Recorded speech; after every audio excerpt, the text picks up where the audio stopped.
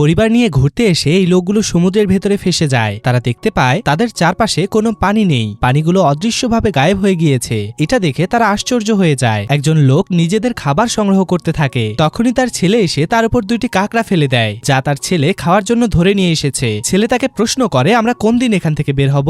বাবা বলে, আমাদের এখান থেকে বের হতে অনেক কষ্ট করতে হবে। তার কাছে থাকা একটি ডিভাইস দিয়ে সে দেখতে থাকে তারা সমুদ্রের কোন জায়গায় আছে। সে কন্ট্রোল রুমের সাথে কথা বলার চেষ্টা করে। একজন সাহায্যকারী কর্মী তাকে বলে তারা সমুদ্রের এক কিনারায় রয়েছে এবং তাদের আশেপাশে কোনো এলাকা নেই। সে বলে, আমরা এই জায়গায় কিভাবে আসলাম? এটা শুনে সাহায্যকারী কর্মী বলে, আপনাদের জাহাজ হয়তো জোয়ার ভাটার কবলে পড়েছিল, যার জন্য আপনাদের জাহাজ এই অবস্থায় এসে পৌঁছেছে। সাহায্যকারী কর্মী তাকে কথার মাধ্যমে ম্যাপ বোঝাতে শুরু করে যে তারা কিভাবে এখান থেকে বের হবে। প্রায় 2 দিন পর সে ম্যাপ অনুযায়ী সমুদ্র থেকে বের হতে শুরু করে। হুট করেই তাদের উপর হাজার হাজার কাঁকড়া আক্রমণ করে, যার জন্য তারা পালাতে শুরু করে। তারা পাশে একটি জাহাজ দেখতে পায়। তারা তাড়াতাড়ি করে জাহাজের উপর উঠে পড়ে। বাবা সবাইকে বাঁচানোর জন্য উপর থেকে কাঁকড়াগুলোকে গুলি করতে থাকে। তারা সবাই জাহাজের ভেতরে প্রবেশ করে। হুট করেই তার ছেলে দেখতে পায় তাদের দিকে সমুদ্রের স্রোত তেড়ে আসছে। এটা দেখে মা সবাইকে বলে তাড়াতাড়ি সবাই যেন সিট বেল্ট বেঁধে নেয়। একটু পরেই তাদের উপর স্রোত আছড়ে পড়ে, যার জন্য তারা জ্ঞান হারিয়ে ফেলে। তাদের জ্ঞান ফিরলে তারা দেখতে পায় স্রোতের কারণে তারা ধ্বংস হয়ে যাওয়া একটি শহরে চলে এসেছে।